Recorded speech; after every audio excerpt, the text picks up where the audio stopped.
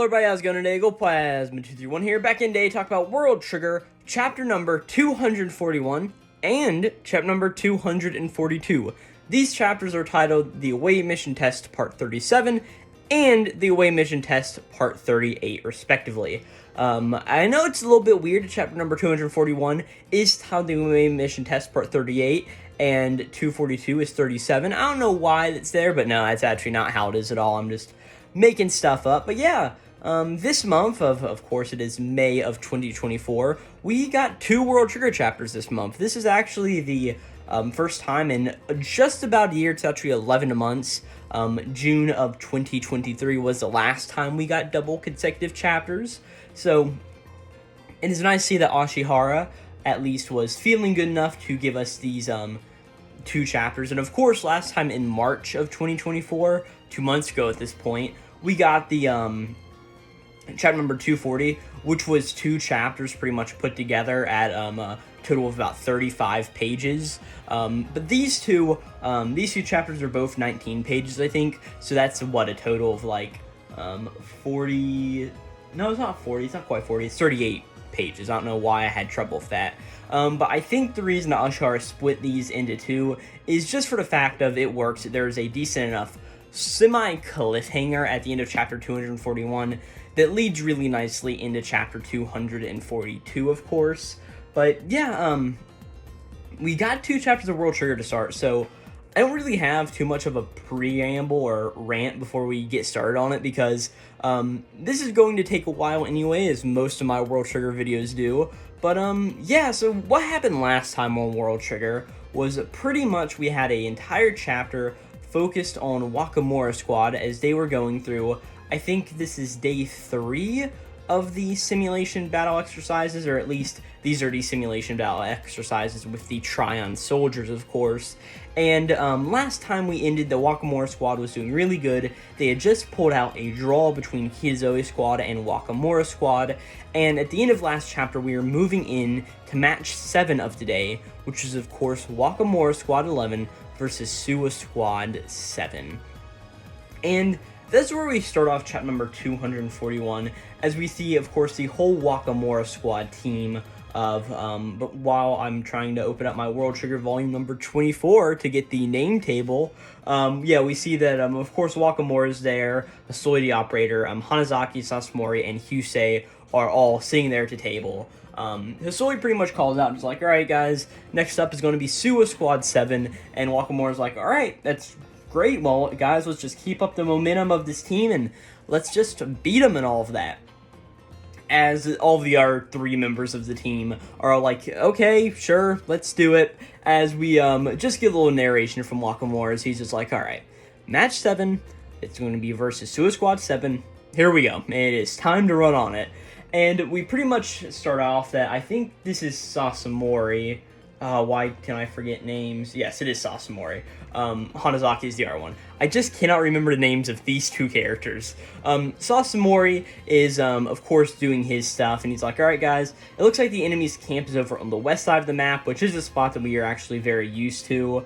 And Asoi is like, yes, if yesterday was any indication, they'll be coming at us with the same nasty combo plays, because of course, that was Suwa Squad's tactic with the actual battle sims, not the Tryon soldier battle sims, was figuring out combos, which of course Osamu's there, so it makes sense why. But pretty much Hisoi just says like, hey, they're going to be coming at us hard, so we can't be diving in all willy-nilly. We need to have our plan, and have our plan be good. As Sasumori's like, yep, definitely, let's be cautious. We see that turn 2 of this game begins, as Wakamura's like, alright, the radar currently says that they've got 16 units on the field, and we learned a little bit of an interesting thing, because Sasumori's like, alright, that's the same as us in any case, which I don't think we knew that they had exactly 16 units, but it does make sense if they're, of course, Hyuse has just the 1 singular unit in the bomber, or the Canadian bomber. I can't be getting terminology wrong, but the other guys there are 4 of them have 15 units each, pretty much.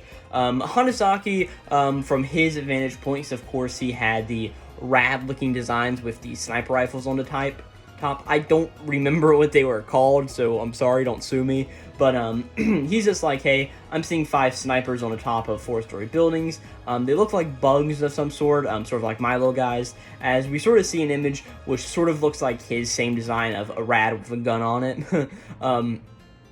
And Hyuse is like, yeah, but are they actually snipers, though, or are they more fakers and tricksters, of course, like what they saw with, oh, what squad was that last time? I think it was, Kizuna Squad, because I think they had those rabbit-looking things with guns on them whenever they were actually just, like, combat triggers, if I'm not mistaken.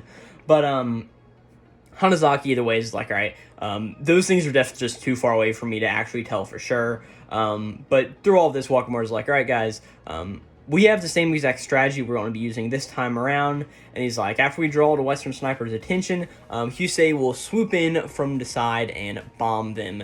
As we see a little bit of action going on, as we see that Wakamura's unit, or not like Wakamura's actual unit, not like the Wakamura Squads units, Wakamura's rabbit-looking design runs up and starts to block some bullets from these actual sniper, as we get confirmation that these rad with guns on them, those are actual sniper guns. As they're heading down, we see that Wakamura's units blocks them, as all of a sudden those 3 are going through as the Canadian bomber flies over top and gets ready to take him out. As all of a sudden they're like, alright, we got them, and Wakamura's like, alright, Hyuse, you can do this and all of that. As all of a sudden Hyuse notices something, and she notices that there's a lot of rads that, of course, have a shield over them, so they're actually invisible and radar masked, as we see what looks like a dog, which is the center of this sort of radar jamming and all of these other sniper rifle rads underneath it. And so it's like, hey, Hyuse's Canadian bomber's taking fire from somewhere, like, yeah, do something. As it's too late, as all of these rads start to shoot, Hyuse does put up a shield, but the firepower is just too overwhelming, as the Canadian bomber just gets shot into 2, and or not shot into 2, it gets just a bunch of holes put in it, not really shot into 2, as we see that that is a score of 2,214 points for Suwa Squad at 7 there.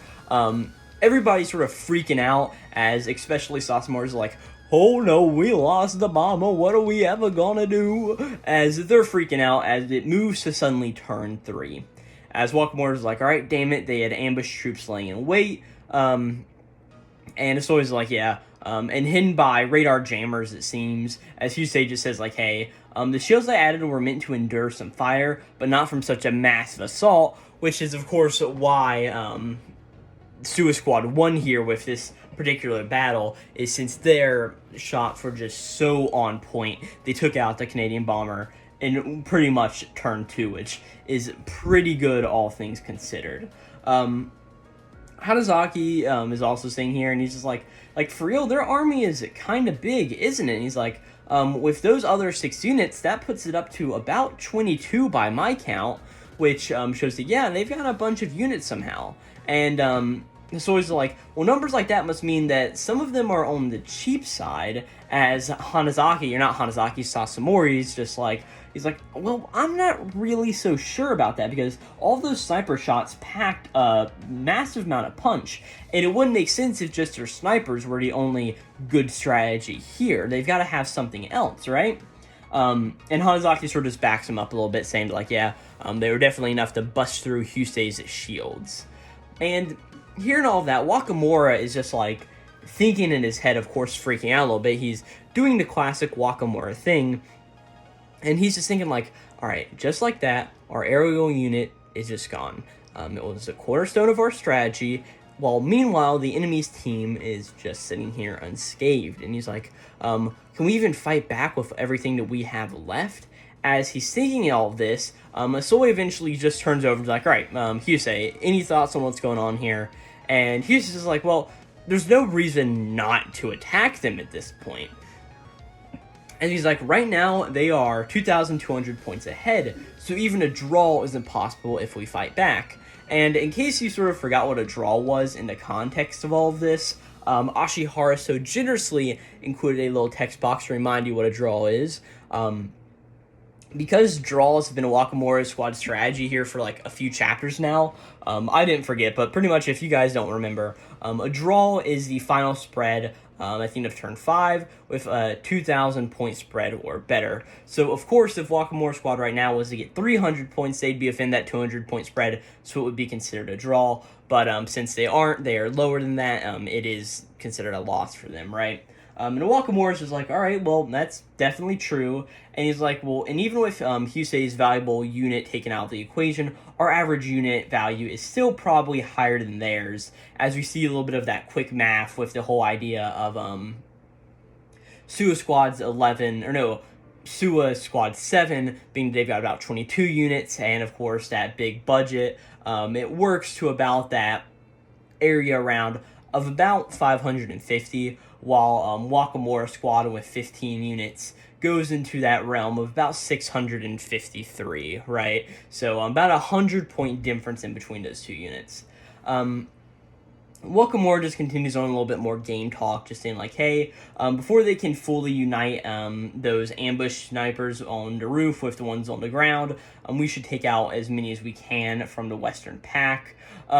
We see a bunch of rabbit-like designs fighting each other. We see, of course, Wakamura's units, and then we see a unit from Suwa Squad, which very clearly has some goggles on the top of its head, which really leads me to believe that this is what's his name? Why can I? Oh my gosh, it's Suwa Squad 7. Oki. Why was I forgetting Oki's name? I feel so stupid for some reason. But it looks very reminiscent of the headband that Akoma wears. So sort of like Oki's, what I'm guessing there. Running through, some more points happen. We see that Suwa's robot, the one with the Akoma goggles on its head, goes through, takes out a few of Wakamura Squad units. A bunch of points are being traded back and forth. As eventually Sasamori is just like, oh no, each of their units is actually super powerful. And he's like, or at least they're all as powerful as our own. As we see some more sniper bullets get fired, take out one of Wakamura's units, take out a few of the other units, and we see they're just losing points left and right. As eventually we get a look at the point spread, as we see the Wakamura Squad has 1,670 points, while Suwa Squad is just shy of 4 points of 5,600.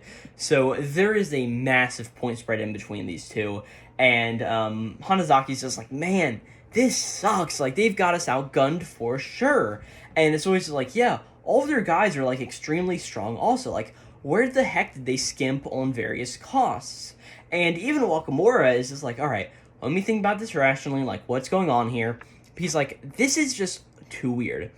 They boast a lot more units than us, but with stats that seem to match or even surpass our own, how did they pull this strategy off? As eventually, Wakamura is just inside of his mind, sort of like going through all of this, and Sasamori is like, all right, hey, Rokuro, what do we do now? So he's like, we've got to figure out some type of plan. And Wakamura, hearing this, is just thinking to himself, like, what now, he asks? And, like, that's a good question I want the answer to. Why does he think I have the answer to this? And he's like, we're almost down by, like, 4k points, and they have way more fighters left on the field. Like, what can we even hope to achieve at this point? And he eventually just looks around to the squad, and he eventually settles on looking at Hyuse. And he's like, wait, I've got an idea. As he pretty much says, like, all right, team. Making a comeback is way less likely now than before, but unless we solve the mystery of Suwa Squad's strategy, they'll make quick work of us again tomorrow. And I really love what he says next. He's just like, no matter how many of our units are taken down, we will lose. Like, it doesn't matter at this point. It can't get any worse for us, so if the remaining 2 turns we have, we will meet them in battle and learn everything we possibly can about their lineup. And the entire team's just like, all right, sounds good, you got it. And from here on, we get to a little bit of narration about the rest of this match. But I love what Wakamura says here. Of course, this is the logical conclusion to come to, because, of course, it's like, hey, whatever happens, it can't get worse for us. We are already losing. So instead of being down in the dumps about how their strategy is possibly so much better than ours, why don't we figure out that strategy? Use the rest of our day to really figure out what's going on, so tomorrow we can come up with a strategy that will beat theirs by a mile. And the way that Wakamura says this, of course, we've seen through the length of this arc so far that Wakamura's whole sort of, I want to say destiny here, even though that isn't the right word, more of his intention is to be a prominent member of the border team later on. Maybe not exactly as a fighter, even though he is a decent enough fighter, but to actually be somebody maybe on the higher membership echelon. So, very cool and really awesome to see of Wakamura sort of taking this step up here to be like, hey guys, let's do this. I know we can, and we can learn something and put our brains together to figure this out. Wakamura just has an amazing moment in this chapter, and honestly, I really like having our main point of view team for the past few chapters be Wakamura Squad, because of course we have Suwa Squad, which makes sense. It's a team that has Osamu on it, like, we know they're important, and of course, the team that has Yuma on it, Utagawa Squad, isn't the most important out of all of them, mainly because we all know that Yuma, I did say Yuta, I meant Yuma, but, as I was saying as before I forgot, we all know Yuma's making it on the away mission test, so it doesn't really matter, but, also seeing Chika and her team and what they're going through, of course, with the team with the relationship to, who's her face? Why do I forget names? Hatahara, the girl that defected from Border, pretty much. And of course here, getting some character depth on Wakamura himself, while also showing off the team that Hyuse is on. Really awesome, but to get back into the chapter itself, pretty much Wakamura just narrates a little bit, saying like, hey, on the final two turns, Suwa Squad 7 made use of their lead to tighten up their defense. They met our firewall back while pedaling to safety. Meanwhile, our attacks managed to finish off another member of their vanguard, as we do see that unit earlier was the creator of Oki, called the Extra Mobile Eco, of course, based off Ikoma, and of course made by Oki, since Oki knows Ikoma, and they're in the same squad. Not that everybody doesn't know everybody else in World Trigger, because the relationship charts are every little place in this series. But Wakamura just continues on saying like, hey, this all led to a 4,400 point spread and our loss. As we see that it looks like Wakamura Squad was only able to take down about 2 units of 2 to 3 units of Suwa Squad, while Wakamura Squad had a lot more units taken out by Suwa. So point spreads is about 2,600 for Wakamura and about 7,000 for Suwa Squad. I'm sorry, all these numbers are getting to my brain. It's also a little hot where I'm recording this, so it doesn't really help with jumbling up all of the numbers. But at this point, we see that match 8 of the day is actually a break for Wakamura Squad, as we pretty much see that Wakamura's like, alright guys, let's go around and share any insights on what we think Suwa Squad was doing. So Hyuse is the first one to speak up, and she's just like, well, the units that we did take down had costs that were definitely nothing to sneeze at whatsoever. As we see it, yes, they did end up taking down 3 units, one of which was the Extra Mobile Ikoma unit. That was, of course, made by Iko, or Oki, I don't know what I was thinking. And then the Marmod-type looking unit, and also a Rabid-looking unit also. And Sussmore just is like, yeah, it definitely explains how they perform so well in battle, because yes, all of these units have a cost upward of 800 points, right? Hanazaki's in just like, but that many with all this cost, I mean, that's not mathing correctly, which is a very fun term. It's always in just like, all of those snipers must have been slapped together for a bargain, right? He's like, but we can't be sure since we didn't actually get to beat any of them, right?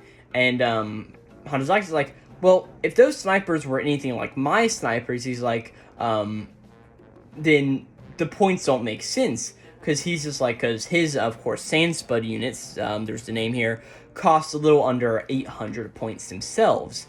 And he's like, think about it, even if they were way cheaper than mine at like $600, or not, like 600 points a pop, there's no way they'd all come over the general 12k budget. As we see sort of just a breakdown, if there's about 22 units, there's of course that radar cat unit looking thing. There are at least 10 units of the rad snipers, 2 of those Marmot things, 3 of the Akomas, 3 of the Rabbids, and 3 other general dog-looking, hound-looking units, if I'm not mistaken. And with all of these approximated points that they know, and also just guesses, he's like, it doesn't make sense, because we see that it's about 1,400 points, which is, or 14,000 points, which is a few above the 12k budget. And Wakamura's like, yep, that's for sure is the real mystery here. It's just like every other squad we faced so far has come with us with loadouts that felt like they were more or less making the best of the 12k budget. Suwa Squad, on the other hand, felt unusually strong, like they were working with a much higher budget. We see that both Hanazaki and Sasumori both agree with, I really like Hanazaki's comment. He's like, yeah, an army that size certainly brings the pressure. Hisoi speaks up, just saying like, hey, but it is a simple fact that they have got to be sticking to the 12k budget just like everyone else. So there's something sneaky with how they create their units going on. Some kind of cheesing, as she calls it. Wakamura's like, yeah, without a doubt. And he's like, there's got to be a trick involved. As he hears this, Sasumori's like, a trick, like, maybe what Kitazoe Squad 4 was up to, maybe? And he's like, maybe they had a mix of costly units and cheap ones that looked the same on the outside. And he's like, maybe in this case, we just happen to defeat only the costly ones. And Hisoi's is like, well, using cheap throwaways to pad their numbers, I mean, I guess it could work. But Hanazaki's just like, no, that whole team they had was just too solid. There were no general wimps. So he's like, that definitely isn't the case here. As eventually he just continues like saying like, hey, and if they really had weak ones in the mix, then those shootouts would have gone a little more in our favor. Of course, Hyuse's Canadian bomber may have not been actually taken down. And Sasumori's like, yes, I definitely have to agree. And there's pretty much a little bit of more banter between all of the people, as eventually Wakamura turns over to look at Hyuse, and he's just like, hey, any ideas, Hyuse, any observations? And Hyuse just says like, hey, well, I can't prove anything, but if Osamu was the one who came up with Suwa Squad's strategy, if we go with that assumption, then I can probably make an educated guess about what's really going on. And that's where we end off this first chapter, with everybody sort of looking at Hyuse just going like, oh, okay. So, I'm just going to talk about this chapter for a brief second before we get into the next one, because in the next chapter, it is sort of revealed this general play that they actually made, which is a really cool thing. But, chapter 241, really good and interesting. I like how it sort of includes the entirety of the Suwa Squad 7 match, and then a little bit of banter between Wakamura Squad with the aftermath of this match. So it is pretty nice to see, and it definitely makes sense. Well, last time in chapter 240, we got through a ton of rounds of the what's it called? We got through 6 whole rounds of the battle simulations, just as because those units and all of those guys weren't really as important as Suwa Squad is to go up against, so it makes a whole lot of sense here. But yeah, this whole chapter just focusing on Suwa Squad versus Wakamura Squad was very nice. But to sort of get into that bigger reveal, next up is World Trigger chapter number 242, and of course this one again is Away Mission Test part 38, so nothing really missing on there. But we start off this chapter in the exact same way that last chapter ended, which makes a lot of sense for the chapter break and all of that. With Hyuse just saying like, hey, say they're using a particularly complicated trick like Hisato was suggesting. If executed properly, it would be a very effective strategy. But he's like, however, if this is indeed Osamu's doing, then I think we're looking at a trick on a much simpler side, which, of course, Osamu's whole deal is coming up with a lot of good tricks on the cheap, because he doesn't have much to try on, which is always nice to see. Hisoi's then just like, so, somehow they made that big ol' army without doing anything too fancy behind the scenes, and Hyuse is like, yes, they definitely did, and he's thinking like, hey, my thinking aligns with, Mayori's, which, who is Mayori? Is that one of these kids? Oh, Hisoi. Hisato is Sasamori, by the way. Whatever. I don't know. I remember these characters by last name only, pretty much. He's like, hey, yeah, my thinking aligns with, Hisoi's. He's just like, that to say is they somehow managed to create those 10 snipers on a remarkably low budget. As again, Hanazaki speaks up to like, but hang on, there's no way they got those units at a discounts because they still cost a lot to make, right? And Sasamori's just like, hey, agreed, their attack range and all of those stats felt very high, unlike some others, right? But Hyuse's is like, hey, remember that in addition to attack range, long-range weapons also have an ammo stat. And Wakamura's like, so is what you're saying, Hyuse, is that they somehow skimped out on the ammo cost? And Hanazaki's like, yeah, like, you're in for a bad time going that route. He's like, even pumping the ammo to the max only gives you 16 or 13 total shots, if I could actually read. And he just is like, hey, popping off 2 or 3 shots per turn is going to leave you very empty between the end of a 5-turn game. And it's like, it's happened to me plenty of times in these games, as we see, of course, last chapter in chapter 240, get a little bit of a mini flashback to where that actually happened. He just says, like, hey, yeah, I got too trigger happy and ran dry in the middle of a match. And he just continues saying, like, hey, trying to seriously shrink the budget by cutting down on ammo cost would mean that those dudes could only fire, like, 3 or 4 shots each. And he says, like, indeed, it's like, follow that logic. What if Suwa Squad only ever intended to use those units to fight for 2 turns? As everybody in the group's just like, oh, huh?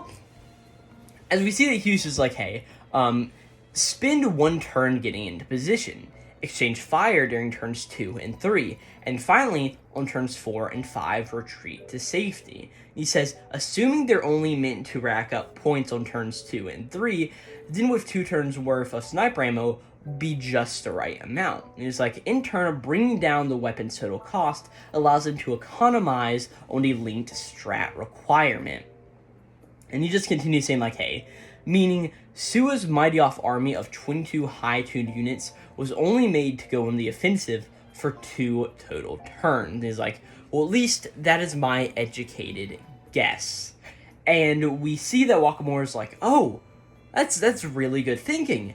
As eventually Sasamori is like, hey, a 2-turn time limit. If that's their strategy, they basically sacrifice 3 turns worth of offense to create a powerful army on a budget. And it's always just like, so there at the end there, the snipers actually couldn't hurt a fly. They were just being there to show off the scale of this army. And Hyuse just says like, hey, for later part of the match, only 12 of their units were actually doing the fighting based on that logic. As we see all of the other various units were just lined up in a panel here. And it's always like, dang it, they really played us for suckers here. But Hanazaki points out something interesting here, as he just is like, hey, hold up. On turns 4 and 5, there were definitely some sniper shots firing our way. And Hyuse is like, well, that would make sense. To avoid revealing the inherent trick, perhaps they left a few units with ammo for the very end. That would explain what we actually observed. As we get another little blurb here saying like, hey, if they used 8 of these sniper units on turns 2 and 3, then they could just save ammo for turns 4 and 5 with 2 of the other units. So all 10 units was used all of their ammo, and they won't be wasting any costs, but not give up the trick inherently on the first go-around.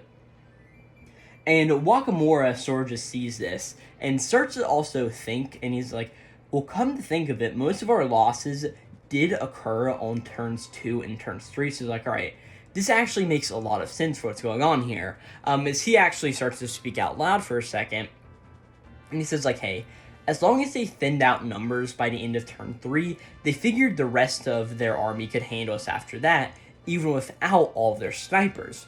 Which, of course, their snipers took way of Hyuse's Canadian bomber, so they didn't have to worry about that for the rest of the battle, so their sort of vanguard unit could go and actually attack.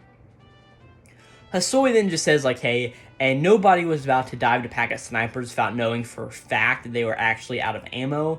He's like, and on top of that, I assume they use radar jamming to keep us from knowing the full extent of their 22-unit army until the firefight began.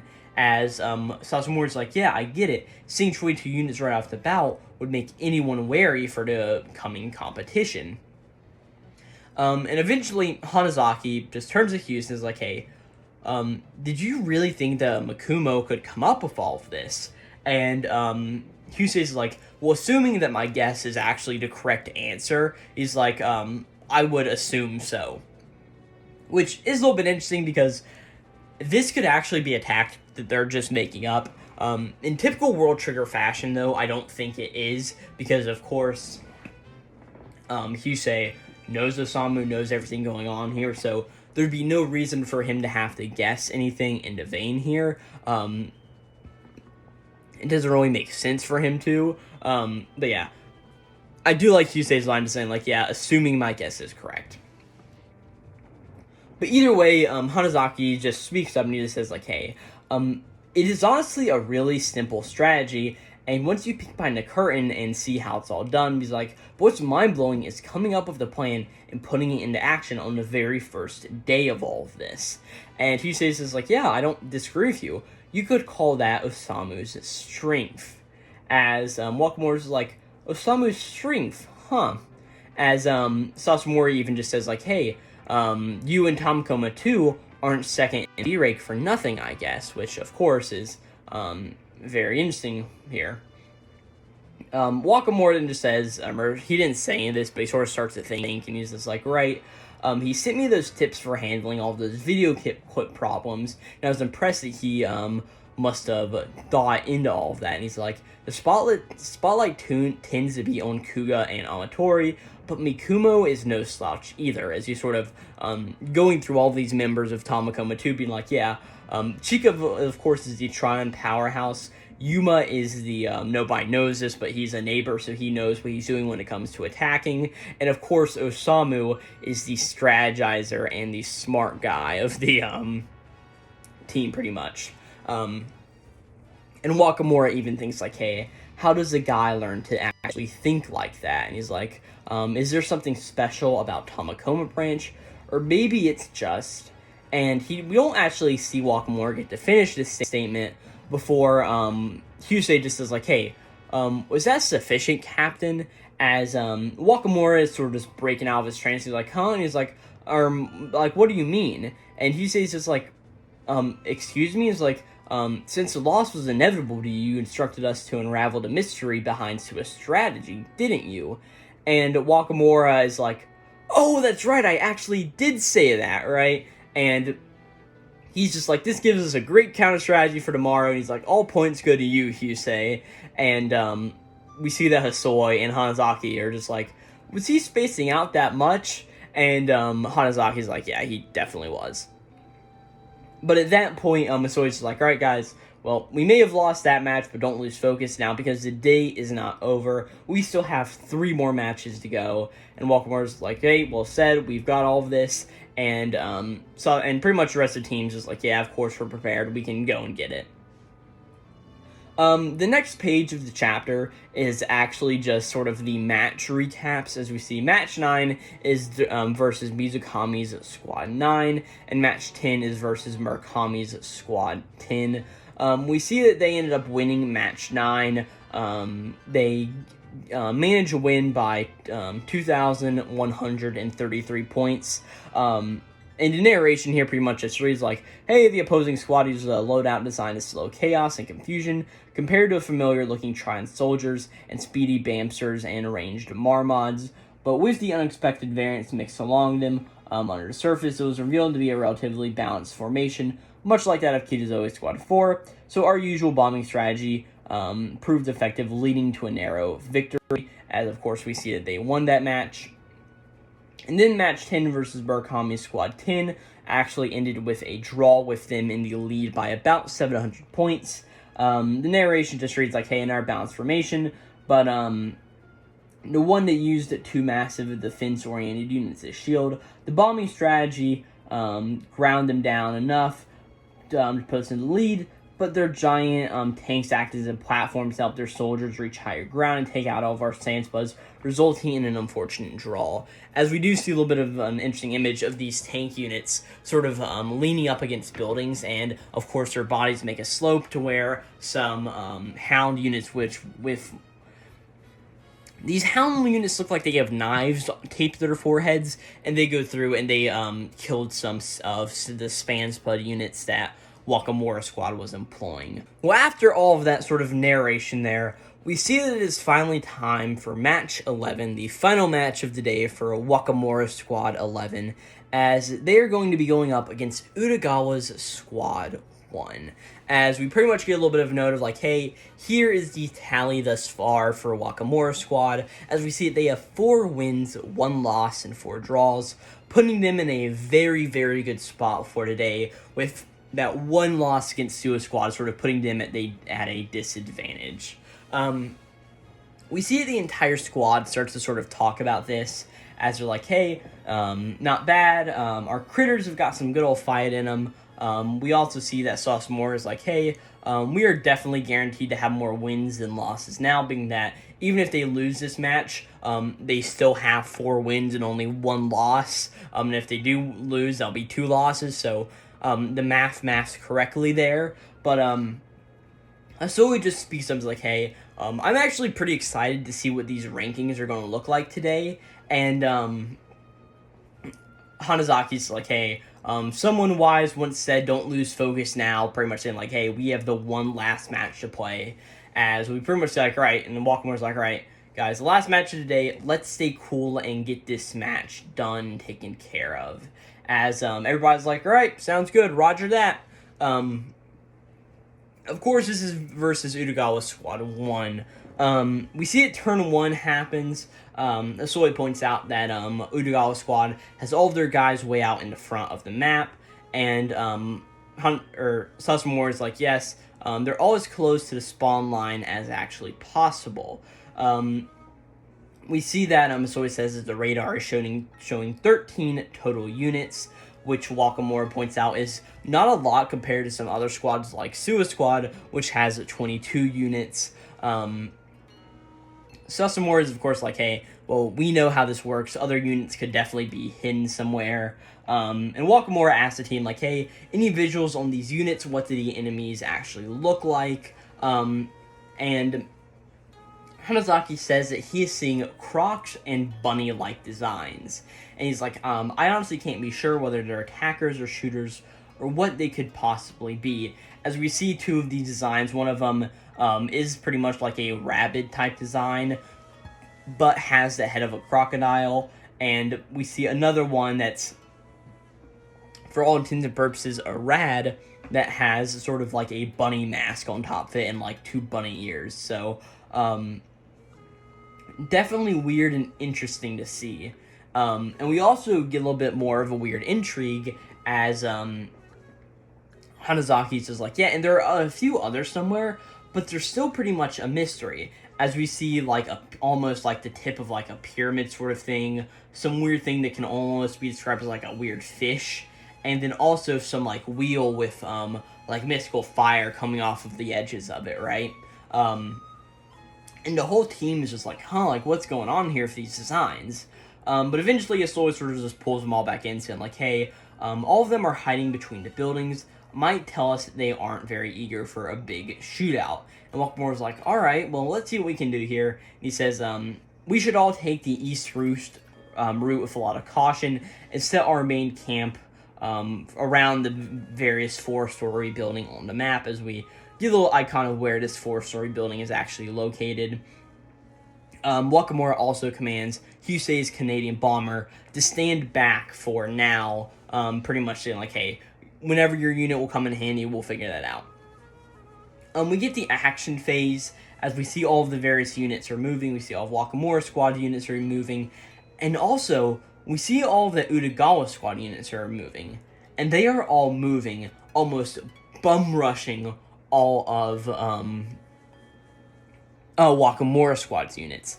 As they all sort of just run up, as we see there's a bunch of weird and wacky designs here. There's, of course, a crocodile unit. There's a unit that looks like a chair. There's a unit that looks like a crab of some sort. There's a mushroom unit. There's a pyramid unit. There's a water wheel unit. There's another crocodile unit. And there's a bunch of these other weird, wacky, and different looking units. And definitely my favorite unit here is this sort of like weird exoskeleton looking unit that sort of has like an outside shell, but like the inside of it's all black, and it all looks like it's got tendrils and like a rib cage coming out of it. It looks a really, really cool design made by Ashihara here, and of course in universe made by Utagawa Squad. But Wakamura's like, hey, what is their deal? Why are they just bum rushing us like this? As so he's just like, wait, are you kidding me? All of this is happening on the first turn, as we see that one of Wakamura's units gets taken down, as they, of course, lose about 891 points, as they're like, yeah, these things can really move, like, what's going on here? And it's like, alright, this presents a massive problem. And eventually he says, just like, hey, without a clear divide between the two camps, my bombing result would result in massive friendly fire. Like, what are we supposed to do here? And at this point, we get a little bit of a narration, sort of quicken this thing up, as it pretty much says like, hey, they raided our army before we could establish much of a camp. Before long, we are overrun by this suspiciously informed enemy squad. As we pretty much get the last page of the chapter, where we see the match results of the squad. We see, of course, it was a lose for Wakamura Squad, meaning that they ended up getting 2 loses a day. As we see it, they ended the game with 4,575 points, while Utagawa Squad ended up with 8,140 points. As we pretty much get a little bit more narration saying like, hey, a loss by a margin of 3,500 points. And we get a little bit of the pre-match banter, or the post-match banter, pretty much saying like, hey, with that match, we even, and pretty much everybody, like, can't even finish a sentence, and, like, nothing about that made any sense. Like, I'm gonna have nightmares about this, as we see that Wakamura Squad 11, final tally, 4 wins, 2 losses, and 4 draws. As everything ends, we suddenly see Wakamura's computer light up, as the Day 5 scores are finally released.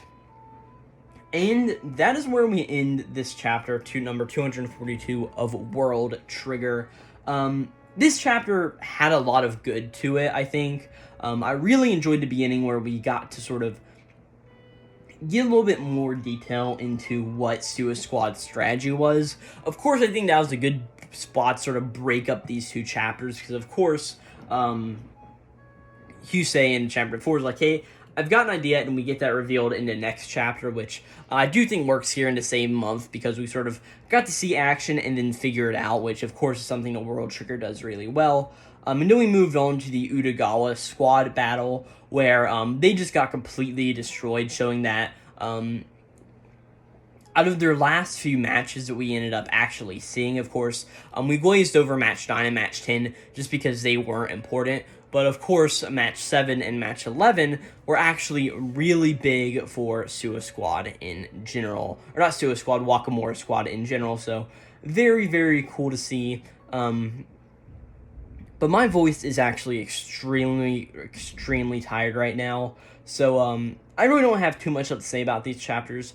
I really like the build-up of course, hey, we're going through, we see Suwa Squad dominating, we figure out why Suwa Squad dominated, we see Utagawa Squad dominated, all while backing up last chapter where Utagawa Squad did a lot of good. So, if that, I don't have too much up to say. Thank you guys so very much for watching. If you want to see other World Trigger content, I got plenty of it on the channel, and by that I mean maybe like 10 or so videos. Actually, let me count real quick. I've got 1, 2, 3, 4, 5, 6, 7, 8, 9, 10, 11. I've got 11 videos on World Trigger. You just watched the 12th. So go check out the World Trigger videos. I promise they are a rootin' tootin' and very good time. After that, yeah, I really don't have too much else to say. Of course, these were the World Trigger chapters for May of 2024. There will be no chapters in June of 2024, but there is going to be a single chapter for July. So yeah, with all of that being said, I'll see you guys next time. And this was Glowplasma 231, signing out.